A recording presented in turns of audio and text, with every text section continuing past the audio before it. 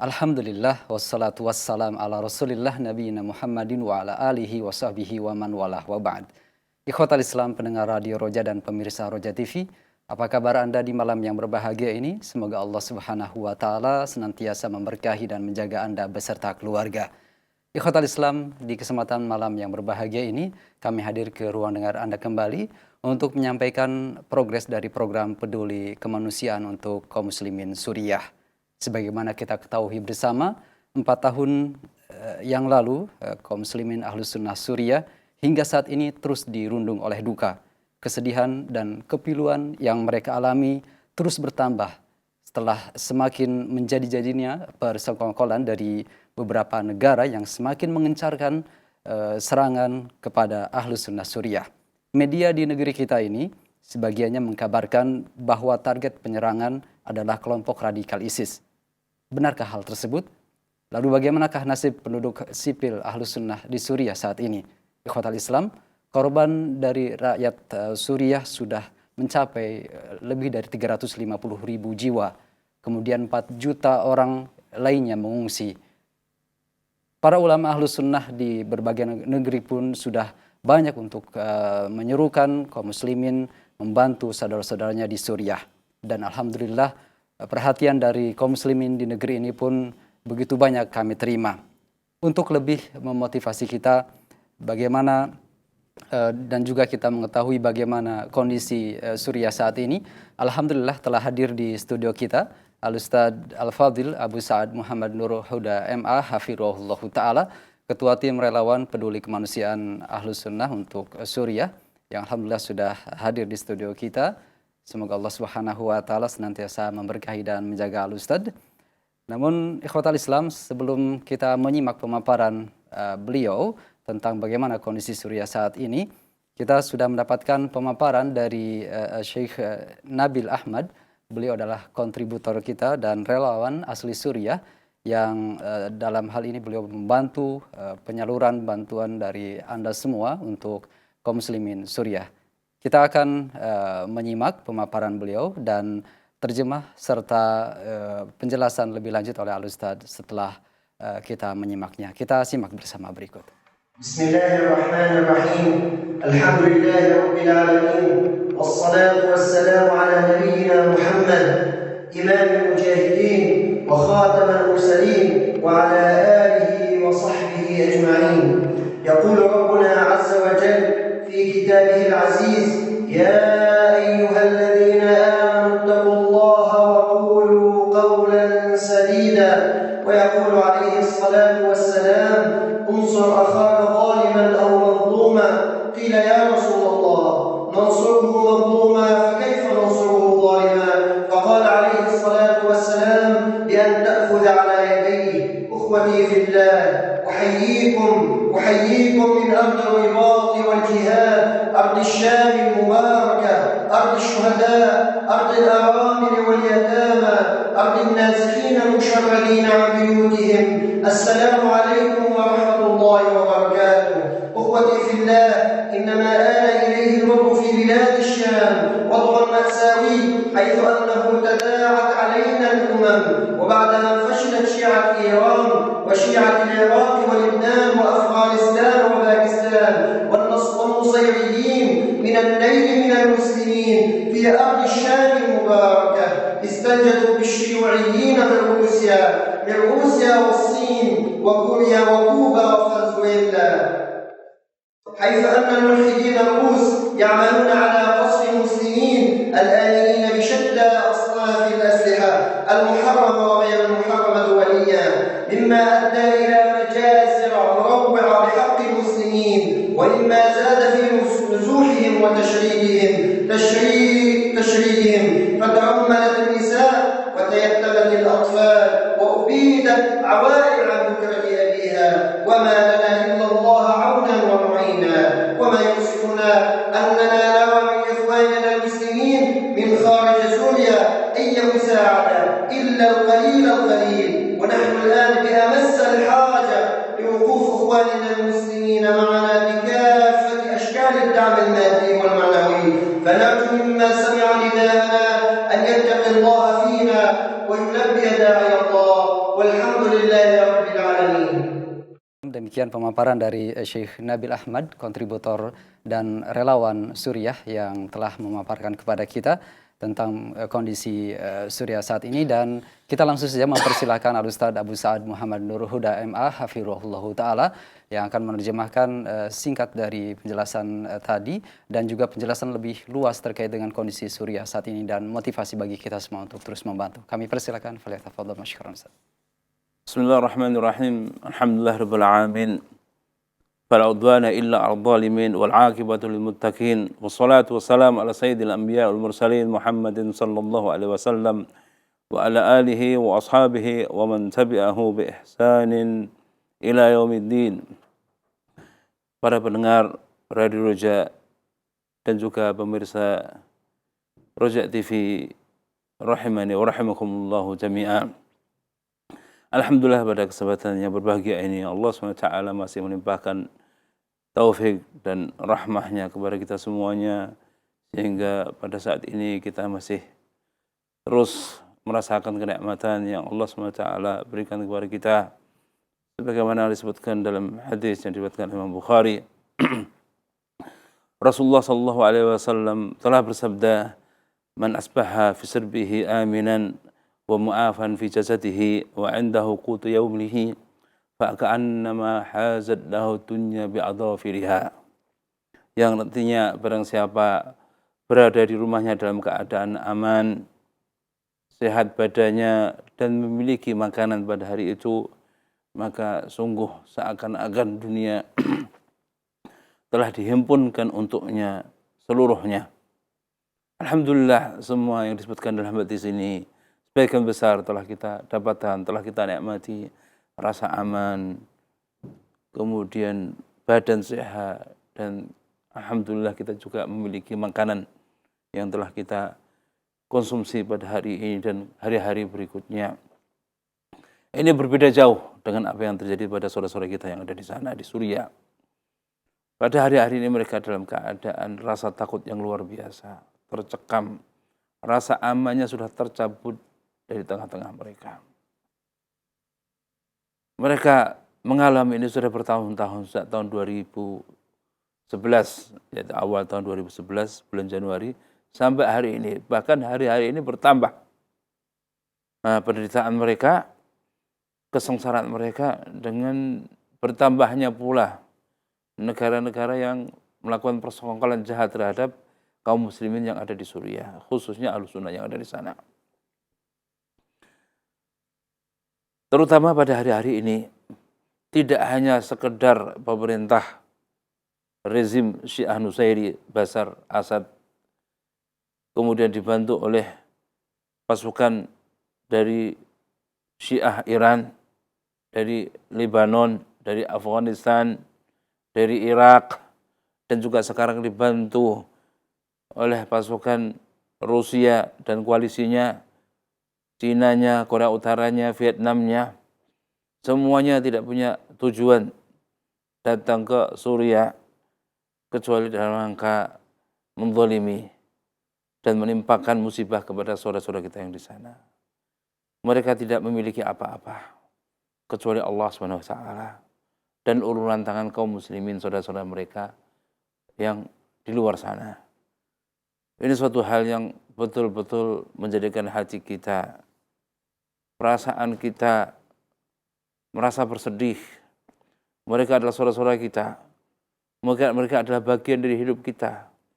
Konsekuensi dari keimanan kita kepada Allah SWT, maka kita harus membantu saudara kita yang di sana. Karena jelas-jelas Allah SWT menyebutkan innamal mu'minuna ikhwah, bahwa sesama orang yang beriman adalah bersaudara. Apa yang mereka rasakan, kita juga harus ikut merasakannya. Sebagaimana disebutkan dalam hadis yang diriwayatkan Imam Bukhari, "Mathalul mu'min fi tarahumihim wa ta'atufihim wa tawaddihim kamathali jasadil wahid idza istaqad minhu 'udwun tada'a lahu sa'ilul jasad bil humma was sahar."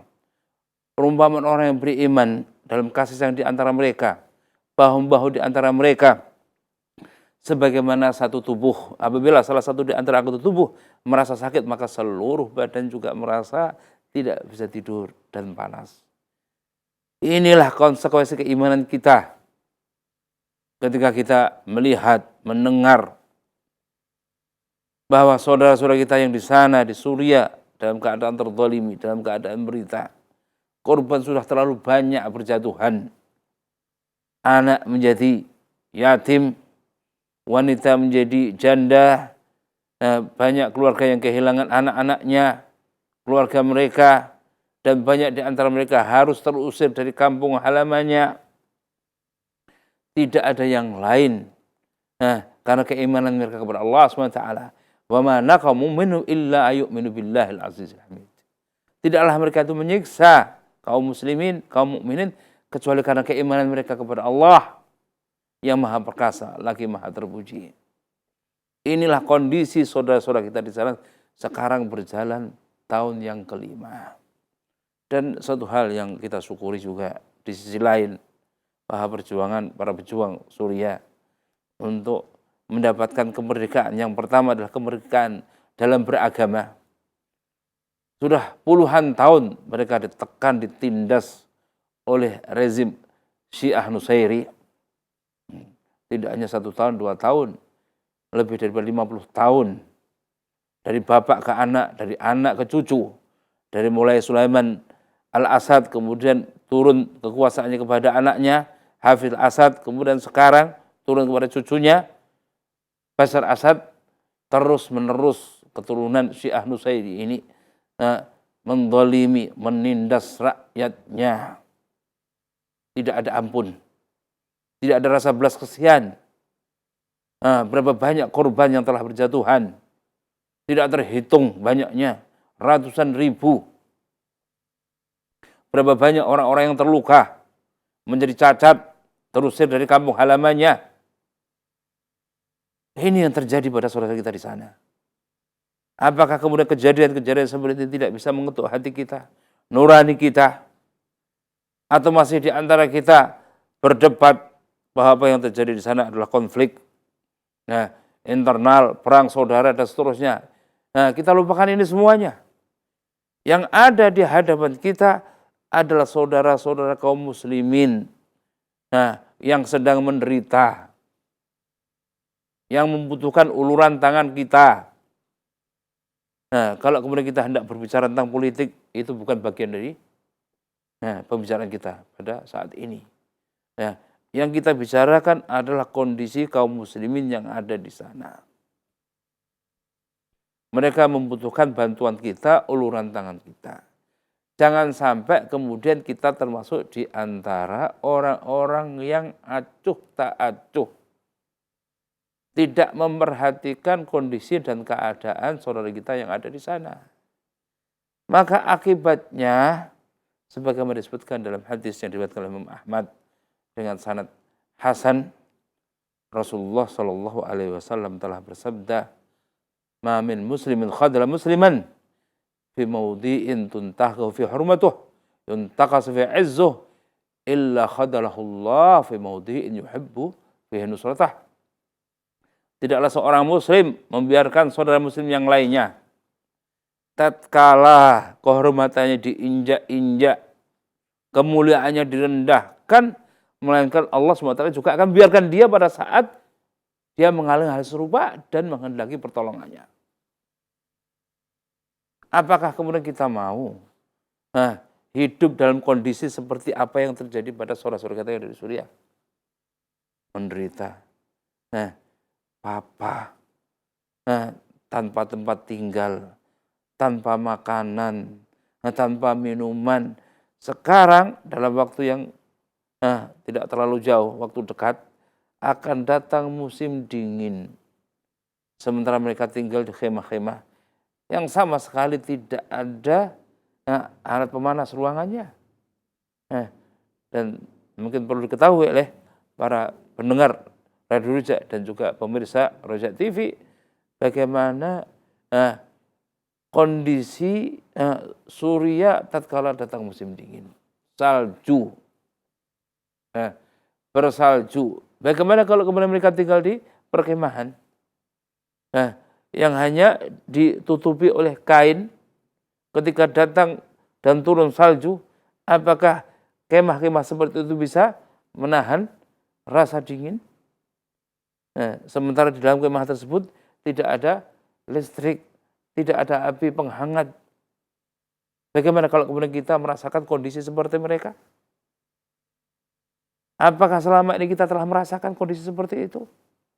Apakah kita siap kalau suatu saat rasa aman yang ada pada diri kita di sekitar kita kemudian tercabut? Akhirnya kita mengalami kondisi seperti itu? Tanpa makanan yang cukup. Yang sakit pun tanpa pengobatan yang selayaknya. Rumah pun, tempat tinggal pun seperti itu kondisinya. Sementara pesawat-pesawat tempur rezim Bashar dan koalisinya, Rusianya, Irannya tidak henti-hentinya menyerang perkampungan sipil Ahlus Sunnah yang ada di sana. Saya tidak mungkin menampilkan foto-foto atau video yang jelas-jelas menunjukkan korban bombarder yang dilakukan oleh pasukan Rusia atau pasukan Iran atau rezim Bashar. Tidak akan pernah mampu hati kita melihatnya. Tidak mungkin kita bisa menahan diri dari rasa sedih dan titik air mata melihat kondisi anak-anak yang luar biasa penderitaannya dan kejamnya yang dilakukan orang-orang yang tidak punya rasa kemanusiaan seperti mereka itu. Bagaimana itu kalau terjadi pada diri kita dan keluarga kita? Kita harus banyak bersyukur kepada Allah SWT. Bahwa rasa aman masih ada di sekitar kita. Kemudian makan minum pun alhamdulillah masih dengan mudah kita dapatkan. Dan untuk menjaga kenikmatan ini semua, rasa aman, kemudian nikmat-nikmat yang lainnya, supaya masih dan selalu bersama dengan kita, adalah dengan mengulurkan tangan dan membantu saudara-saudara kita di sana. Apa yang akan kita jawab nanti kalau kemudian kita ditanya oleh Allah SWT tentang saudara-saudara kita yang ada di Suriah?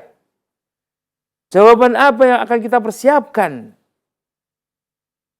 untuk pertanyaan yang akan diajukan oleh Allah SWT kepada kita tentang saudara-saudara kita yang di sana? Maka bantu, ulurkan tangan untuk saudara-saudara kita yang di sana. Dalam sebuah hadis riwayat Imam Bukhari, bagaimana seorang wanita baghiyah, pelacur, masuk ke dalam surga gara-gara apa? Memberi minum seekor anjing. Dan juga di sana ada seorang wanita masuk ke dalam neraka gara-gara murung seekor kucing. Tidak dibiarkan mencari makan dan juga tidak diberi makan. Akhirnya mati kucing tersebut. Kemudian Allah SWT masukkan wanita tersebut ke dalam neraka. Bagaimana kalau itu saudara-saudara kita yang ada di sana? Tidak ada rasa peduli dan empati kita terhadap penderitaan yang dialami saudara kita di sana. Sehingga akhirnya mereka mati kelaparan, mati kedinginan. Hari-hari bom, roket, rudal berjatuhan di kampung-kampung mereka. Akhirnya memaksa mereka kemudian mengungsi. Sampai kemudian banyak di antara mereka ketika mengungsi akhirnya tenggelam di lautan. Seperti apa yang terjadi dalam beberapa waktu yang lalu. Ketika ganasnya perang, serangan, bombardir, pasukan-pasukan Syiah, Iran, dan juga Syiah Nusairi, Bashar Assad, terhadap kampung-kampung sipil. Rakyat Suriah akhirnya memaksa mereka harus pergi menyelamatkan jiwa dan raga mereka, keluarga mereka. Akhirnya mereka melarikan diri. Kemudian naik perahu. Perahu yang sama sekali tidak layak untuk dinaiki. perahu kecil dinaiki puluhan orang. Akhirnya ketika berjalan di laut, diterpa oleh ombak, akhirnya tenggelam bersama dengan seluruh penumpangnya. Dan ini tidak hanya satu kali, dua kali, berkali-kali. Hanya untuk menyelamatkan jiwa dan nyawa mereka. Oleh sebab itu, sebagai anjuran para ulama kita, dari luar, mulai sejak dulu sampai sekarang, salah satunya Mufti negara Saudi Syekh Abdul Aziz Al-Alusyah hafizallahu taala menganjurkan kepada kita semuanya untuk membantu saudara-saudara kita yang ada di sana. Mereka butuh bantuan kita. Mereka tidak punya tempat tinggal, mereka tidak punya obat, mereka tidak punya makanan kecuali sedikit. Kita bantu, kita ulurkan tangan kita. Sebagaimana dijelaskan oleh saudara kita Syekh Nabil Ahmad, bagaimana kondisi masyarakat di sana. Makanan tidak mereka miliki, hari-hari mereka dijantui dan dibombardir oleh pasukan Syiah, sekarang dibantu oleh pasukan Rusia. Kalau sekarang mungkin di pemberitaan nasional dijelaskan bahwa Rusia ketika datang ke Suriah dalam rangka menyasar. Targetnya adalah menghentikan kaum ekstremis, kaum radikal, ISIS. Tapi kenyataan yang terjadi bahwa masyarakat sipil yang menjadi sasaran dan target.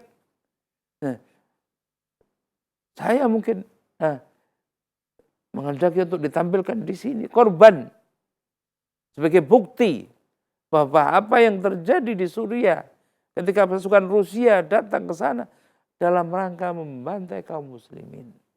Target mereka adalah kaum muslimin, orang-orang sipil yang tidak berdaya, tidak punya kekuatan untuk membela diri mereka dari serangan-serangan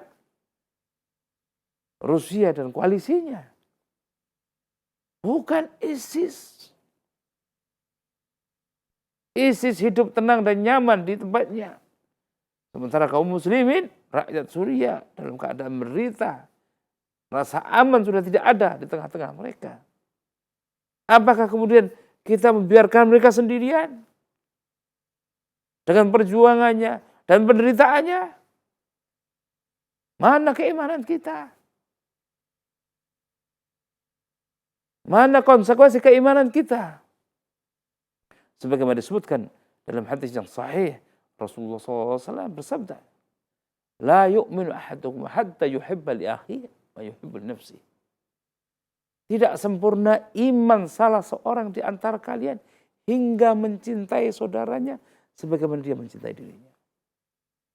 Dan juga membenci apa yang terjadi pada saudaranya sebagaimana membenci pula kalau itu terjadi pada dirinya. Apakah kita suka dizalimi? Apakah di antara kita suka kalau kemudian kita dalam keadaan menderita? Tidak ada yang suka. Maka seharusnya konsekuensi dari keimanan kita, kita juga tidak suka hal itu terjadi pada saudara-saudara kita yang ada di Suriah. Ini konsekuensi keimanan kita. Untuk menjaga diri kita dari semua ini, maka ulurkan tangan. Bantu saudara-saudara kita di sana. Sebagaimana dijelaskan dalam kelanjutan hadis yang disebutkan sebelumnya, hadis yang diriwayatkan oleh Imam Ahmad dengan sanad hasan, Rasulullah sallallahu alaihi wasallam bersabda, "Ma min muslimin nasara musliman fi mawdi'in tuntahak fi hurmatuh wa yuntaqas fi 'izzuh illa nasarahullah fi mawdi'in yuhibbu fi nusratah." Tidaklah seorang muslim menolong muslim yang lainnya pada saat kehormatannya direndahkan, kemuliaannya diinjak-injak, melainkan Allah SWT menolongnya pada saat dia mengalami hal yang sama dan membutuhkan pertolongannya. Dalam hadis yang lain, hadis yang sahih, Nabi SAW juga bersabda, "Man farraja al-mu'min qurbatan min qurabid dunya, farajallahu anhu qurbatan min qurabil akhirah." Barang siapa melepaskan satu kesusahan saja dari diri seorang mukmin Allah pada waktu di dunia, maka Allah SWT akan lepaskan dia dari kesusahan nanti pada waktu di hari kiamat, pada yaumul akhir. Maka kalau kemudian kita hendak menolong diri kita, hakikatnya ketika kita membantu saudara-saudara kita di Suriah, hakikatnya adalah membantu diri kita sendiri. Nah, karena jazaa'u min jinsil amal. Wallahu fi aunil 'abdi maka al-'abdu fi auni akhihi. Dan Allah SWT senantiasa menolong hambanya apabila hambanya ini menolong saudaranya. Bukan kemudian kita berharap kalau kita menolong saudara kita di sana kemudian Allah SWT menolong kita, tidak. Tapi itulah konsekuensi, itulah jaza dari amal kita yang Allah SWT janjikan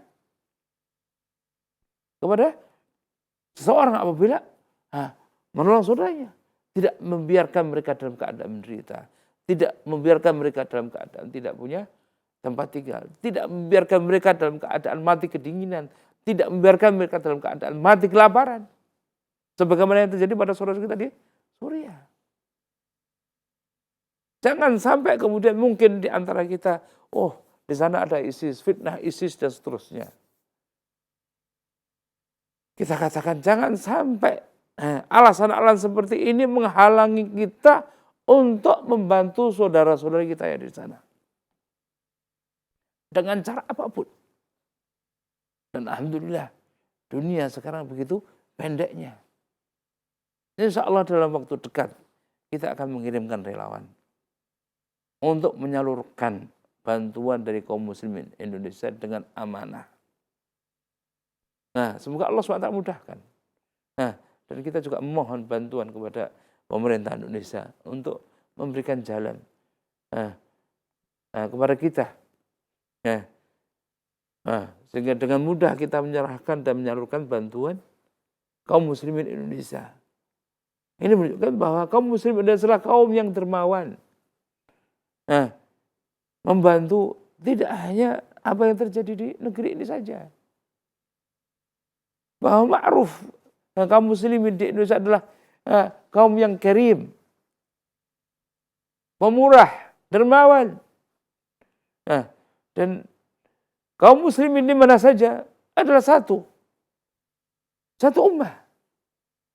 Kaum muslim yang ada di Indonesia tidak ada bedanya dengan kaum muslim yang ada di belahan bumi yang lain, di Palestina, di Rohingya, kemudian di Suriah, sama. Satu tubuh. Apa yang dirasakan oleh mereka kita juga rasakan. Kesenangan yang mereka rasakan kita juga ikut bergembira dengan kegembiraan yang ada pada mereka. Sebagaimana kesusahan dan penderitaan yang mereka alami, kita pun juga ikut merasakan penderitaan tersebut. Inilah dikatakan bahwa al-muslim lil muslim kal bunyan yasuddu ba'dahu ba'dha. Muslim dengan muslim yang lainnya, mukmin dengan mukmin yang lainnya kal bunyan sebagaimana bangunan. Saling menguatkan satu dengan yang lainnya. Tidak mengenal bangsa, tidak mengenal suku. Satu dengan bersaudara. Inilah yang kita harapkan dari kita semuanya, dari kaum muslim Indonesia. Tunjukkan bahwa kita adalah kaum muslimin yang peduli, yang memberikan empati, dan kepeduliannya kepada saudara kita yang ada di mana saja, terkhususnya yang ada di Suriah. Mungkin ini yang bisa saya sampaikan sedikit dari apa yang terjadi pada saudara-saudara kita yang ada di Suriah. Semoga ini menjadi perhatian kita semuanya. Baik, terima kasih atas penjelasan yang saya sampaikan. Ikhwatal Islam, demikian pemaparan yang disampaikan oleh Ustaz Abu Sa'ad Hafirullah tentang kondisi Suriah saat ini dan motivasi yang beliau sampaikan untuk kita semua terus membantu mereka yang saat ini tengah menderita dengan semakin gencarnya serangan dari rezim Bashar Assad dan sekutunya, kemudian juga akan menghadapi musim dingin yang tentunya akan semakin menambah penderitaan mereka. Ikhwatal Islam, untuk di sesi berikutnya kami undang Anda untuk bersoal jawab, untuk bertanya kepada Al-Ustadz secara lebih detail tentang nasihat atau motivasi tadi, kemudian hal lainnya yang terkait dengan program Progres Peduli Kemanusiaan untuk Ahlus Sunnah Suriah. Silakan kami terima di 0218236543 atau pesan singkat di 0819896543. Kita angkat Ustaz pertanyaan terlebih dahulu dari pesan singkat. Ini ada dari Pak Ishak di Kalimantan Barat, kemudian Pak Yusuf di Bekasi, yang bertanya Ustadz, terkait dengan kelompok ISIS ini Ustadz. Sebenarnya siapakah mereka ini? Kalau melihat dari kiprah mereka, seakan-akan mereka juga memerangi atau berupaya membela kaum muslimin di Irak dan saat ini di Suriah secara khusus. Apakah memang demikian Ustadz? Karena ada di sebagian kaum muslimin di negeri ini yang juga menjadi pembela ISIS ini Ustadz. Mohon penjelasan dari hal ini. Bismillah. Wassalatu ala Rasulillah wa ala alihi wa ashabihi wa wala. Jadi kalau sekedar klaim, mungkin setiap orang pun bisa melakukannya. Membuat pernyataan begini, begitu, dan seterusnya. Pembelaan terhadap ISIS. Dan keyakinan mereka, ideologi mereka yang jauh dari petunjuk Al-Quran dan Sunnah. Tetapi kalau kemudian kita lihat di lapangan, beritanya sangat banyak sekali kekejaman ISIS di luar batas kemanusiaan. Ya. Kita jangan berbicara hanya sekedar berbicara saja tanpa bukti. Ya. Bisa kita lihat yang ditampilkan di berita, di internet dan seterusnya, bagaimana kekejaman mereka dan juga bagaimana apa yang terjadi di Suriah. Banyak sekali kemudian pembunuhan yang mereka lakukan terhadap masyarakat sipil. Bahkan beberapa waktu yang lalu, sekitar mungkin tidak lebih dari 1 minggu, bagaimana mereka meledakkan bom mobil di markas tijari, di pasar. Sehingga terbunuh di antara kaum muslimin yang ada di situ, di sebuah kota namanya kota Hurriyatan, di dekat Halab, 15 orang terbunuh. Dan berapa banyak lagi yang terluka. Ini kaum muslimin Suriah ini menghadapi berbagai macam kelompok. Syiahnya, Khawariznya yang diwakili oleh ISIS, kemudian komunisnya, kemudian kaum kufar yang lainnya. Ini musibah di atas musibah. Ya. Kalau kemudian ISIS mengatakan bahwa kami membela kaum muslimin dan seterusnya,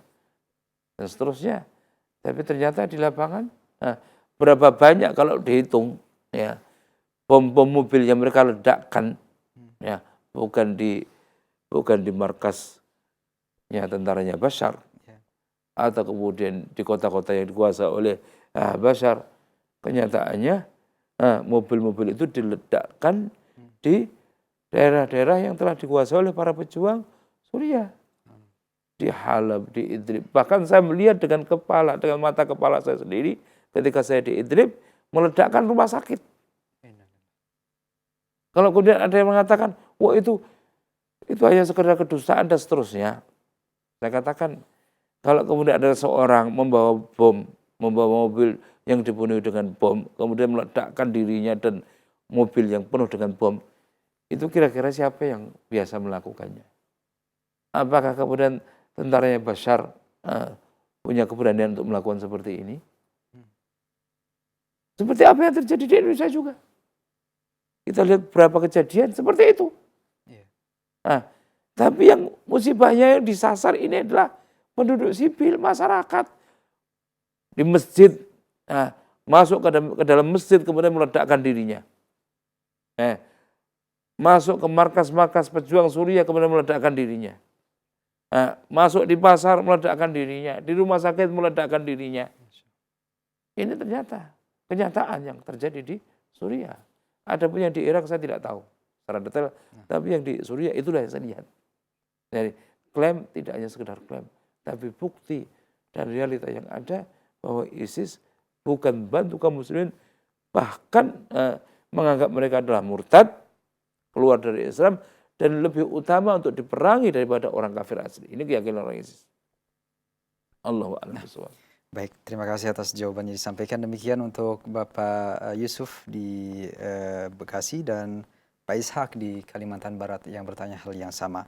Kita akan berikan kesempatan untuk Anda yang akan bertanya melalui telepon. Silahkan 021-823-6543. Silahkan. Iya, Assalamualaikum Ustaz. Waalaikumsalam warahmatullahi wabarakatuh. Dari Bapak siapa? Dari mana? Dari Abu Abdullah Obi dari Jambi. Ahlan, silahkan Pak Abu Abdullah. Hanya ingin menyarankan barangkali ya. Ya. Kalau bisa untuk ditayangkan di Roja TV, apa di mana gitu, untuk nomor-nomor rekening, barangkali Iya. ada yang ingin nyumbang tapi nggak tahu kemana gitu. Baik. Jadi minta sering-sering ditayangkan nomor-nomor rekeningnya gitu. Baik. Terima kasih Nah, Bapak demikian. Abu Abdillah atas saran Syukran. dan Assalamualaikum masukannya. warahmatullahi wabarakatuh. Waalaikumsalam warahmatullahi wabarakatuh. Terima kasih sekali lagi untuk Bapak Abu Abdillah Obi di Jambi.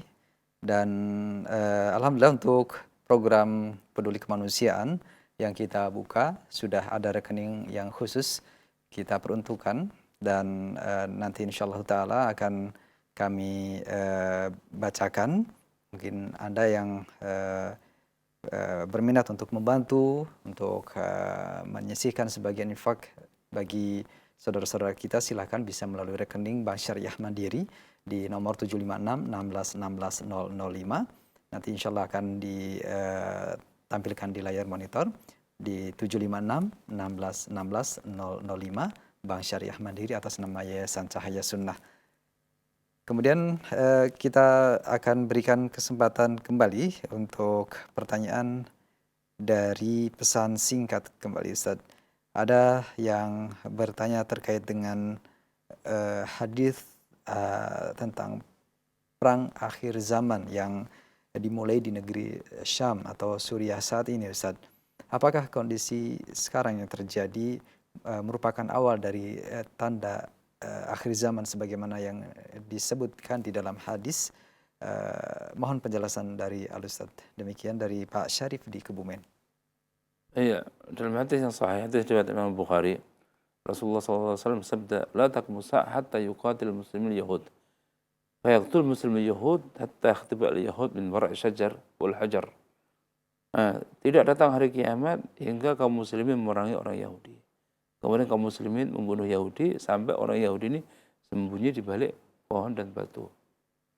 Kemudian batu dan pohon mengatakan, ya Abdullah, ya Muslim, ta'al Yahudi min wara'i. Faqtuluhu. Sampai pohon dan batu mengatakan, wahai Muslim, wahai hamba Allah, datanglah ke sini. Ini di belakang orang Yahudi. Maka bunuhlah. Illa syajar Yahud. Kecuali syajar gharqad, yaitu syajar Yahud. Pohon gharqad, pohon adalah pohon Yahudi. Jelas. Nah, ini terjadi di negeri Syam. Kenapa? Karena Syam dulunya adalah satu. Ya, Syam itu dulunya adalah satu. Setelah datang penjajah Inggris, kemudian Perancis, akhirnya dibagi-bagi. Nah, negeri Syam menjadi Lebanon, Palestina, Yordan, dan Suriah. Nah, menjadi negara-negara ini. Yang paling besar negeri Syam adalah Suriah.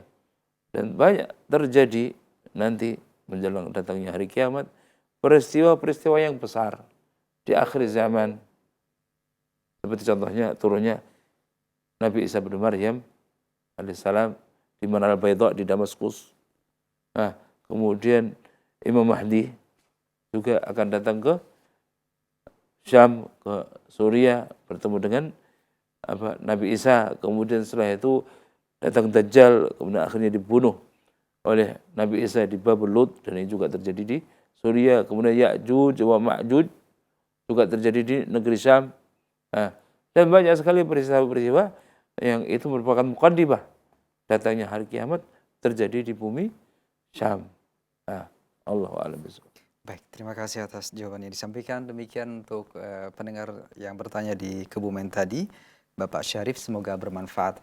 Kita angkat kembali Ustaz dari pesan singkat dari seorang hamba Allah di Jakarta. Assalamualaikum warahmatullahi wabarakatuh. Ustaz, menyimak pemaparan Ustaz tadi, ingin sekali rasanya saya membantu dengan harta, akan tetapi qadarullah saya tidak memiliki kelebihan harta.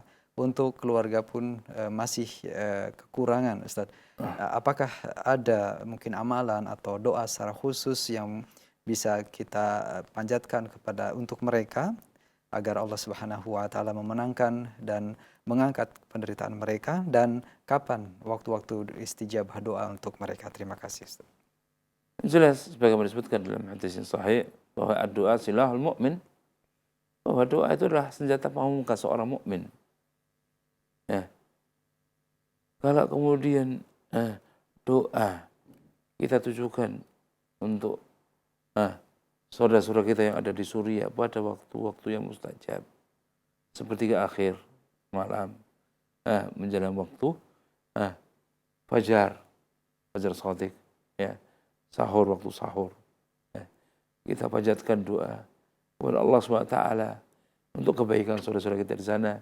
Semoga Allah SWT mengangkat penderitaan yang dialami saudara kita di sana. Atau pada waktu bainal adzan wal iqamah, ya, juga pada waktu akhir yaumul jumu'ah, ya, dan juga pada waktu akhir dubrus shalah, menjelang salam, dan juga waktu-waktu yang lainnya dengan kesungguhan dan tadarruk kepada Allah SWT, dan doa yang sungguh-sungguh kita tujukan kepada Allah untuk saudara-saudara kita di Suriah, insya Allah SWT Allah akan mengabulkan. Kalau setiap di antara kita mengangkat tangan dan berdoa kepada Allah SWT, masa satu di antara kita tidak ada doa yang dikabulkan oleh Allah SWT? Semoga ada, itu yang kita harapkan. Kalau kita tidak punya harta, tapi kita punya kekuatan yang lain, yang dasar, yaitu doa. Semoga bermanfaat doa kita dan dikabulkan oleh Allah SWT untuk kebaikan saudara kita di Suriah. Allahu a'lam bishawab. Baik Ustaz, terima kasih atas jawaban dan nasihatnya. Demikian untuk pendengar yang bertanya di Jakarta, semoga bermanfaat. Kita masih berikan kesempatan untuk Anda yang akan bertanya. Silakan kami buka kembali di 0218236543. Naam. Silakan. Assalamualaikum. Waalaikumsalam warahmatullahi wabarakatuh. Silakan Ibu, dari mana? Saya Umu Balda dari Takengon, Ustaz. Di Takengon. Silakan Ibu ke pertanyaannya. Assalamualaikum, Ustaz. Waalaikumsalam warahmatullahi wabarakatuh. Mau tanya Ustaz, apakah penjara Guantanamo itu masih ada? Dan apakah penyiksaan terhadap saudara kita di sana masih berlangsung?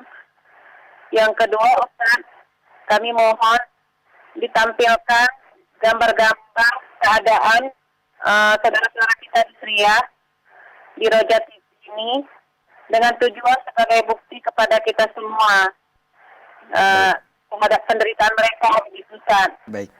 Terima kasih Ibu. Barakallahu fiik. Nah, terima kasih. Assalamualaikum. Waalaikumsalam warahmatullahi wabarakatuh. Nah, silahkan Ustaz. Ibu yang dari Takengon tadi, untuk masalah Guantanamo, terus terang saya tidak tahu apakah masih ada ataupun tidak. Yang jelas, ya sebagaimana saya katakan, saya tidak tahu. Sehingga saya tidak berbicara sesuatu yang saya tidak tahu. Bagaimana keadaan saudara kita di sana, saya juga nggak tahu. Ada pun yang berkaitan dengan masalah kita menampilkan penderitaan saudara kita yang ada di Suriah. Terus terang, kita sendiri tidak mampu menahan diri kita melihat penderitaan saudara kita yang di sana. Apalagi kalau kemudian melihat tubuh yang terpotong, ya, kemudian anak-anak kecil menjadi korban keganasan, baik itu bom-bom yang dijatuhkan dari pesawat atau kemudian bom-bom kimia yang sedemikian dahsyatnya, ya, seperti apa yang terjadi pada tahun kemarin di Utah Syarqiyah. Dalam satu hari meninggal sekitar 1.600 orang satu hari saja karena bom kimia. Kita tidak tega, dan itu yang lebih baik bagi kita. Yang jelas, kezaliman yang terjadi di sana itu sesuatu yang nyata, tidak perlu kita tampilkan secara vulgar, bahkan itu malah mungkin jadi bagi kita, saya kira dari sisi faedahnya kurang. Yang jelas kita tahu bahwa saudara kita menderita. Kalau kemudian pengen melihat, ya bisa langsung di internet atau kemudian di media komunikasi sosial yang lain, misalnya sudah bisa banyak sekali tampilkan.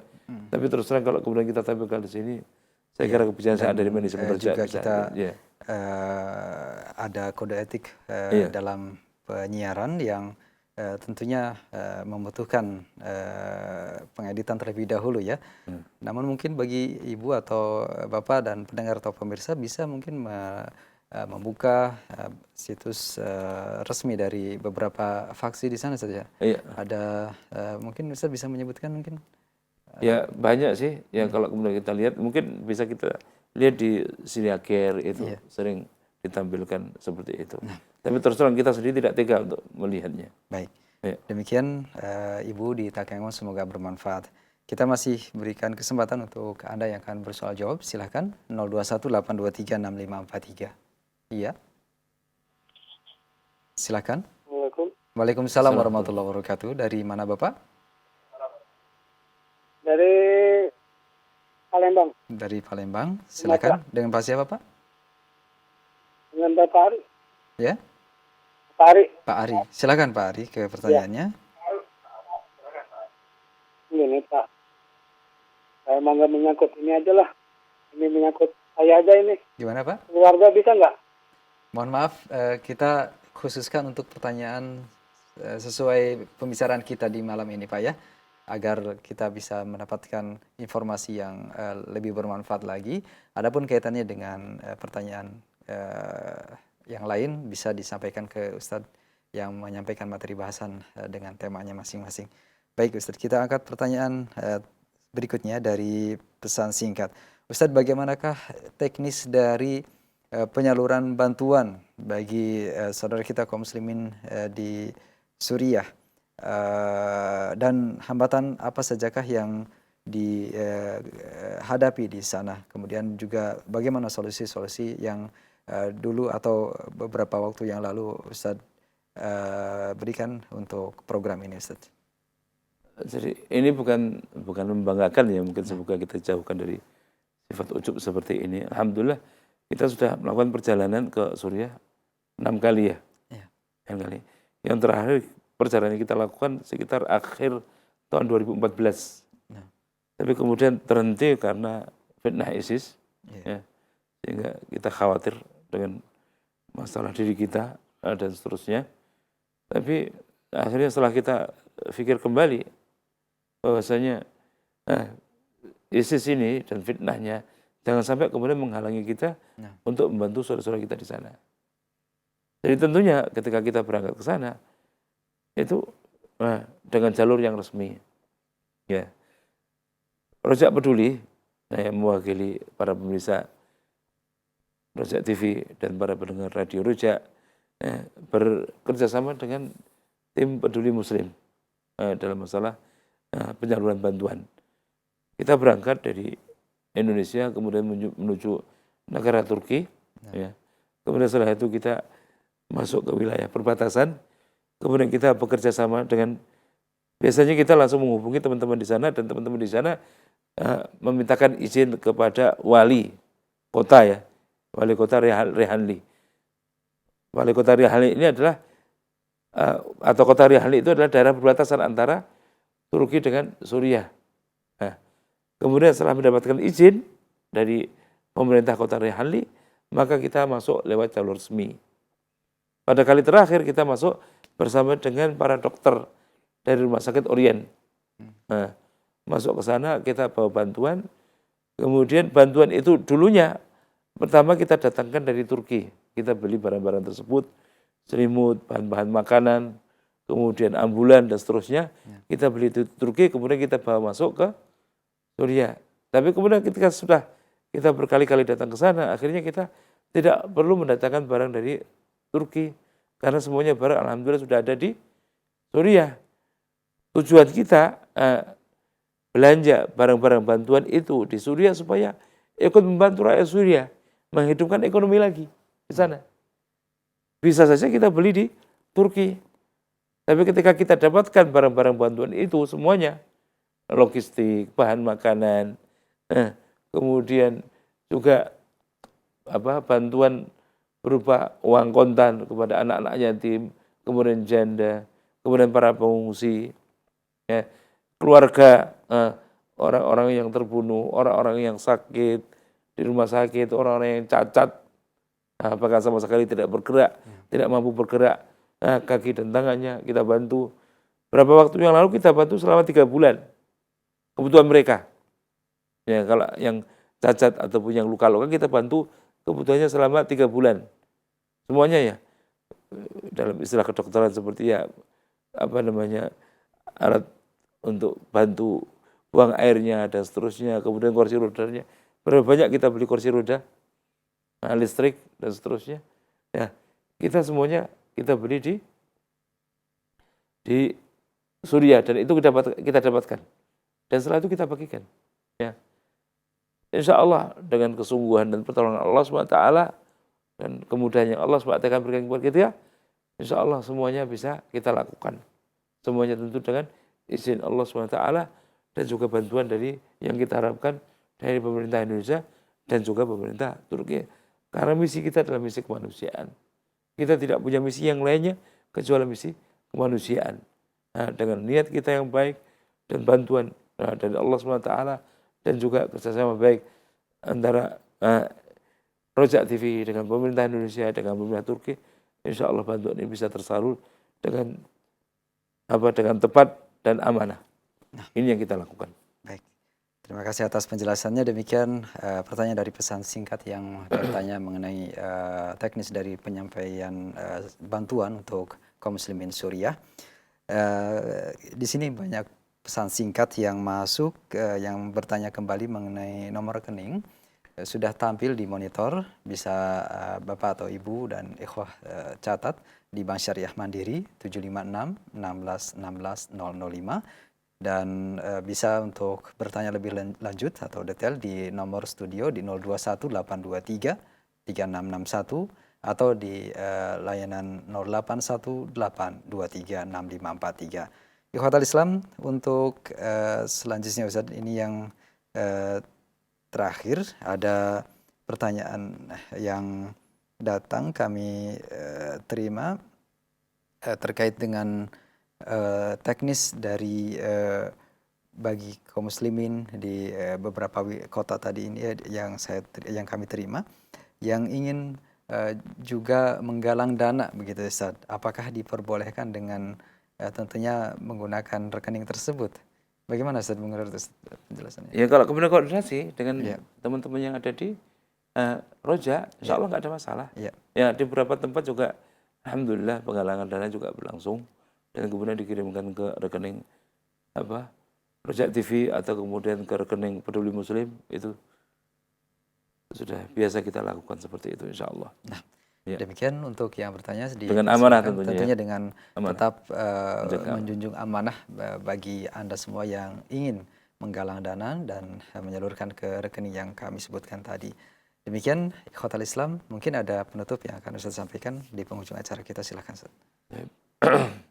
Ini merupakan permintaan dari saudara-saudara kita yang ada di Suriah yang diwakili oleh Syekh Nabil Ahmad Abu Hatim, bahwasanya kondisi kaum muslimin di Suriah pada saat ini betul-betul membutuhkan uluran tangan dari kaum muslimin Indonesia.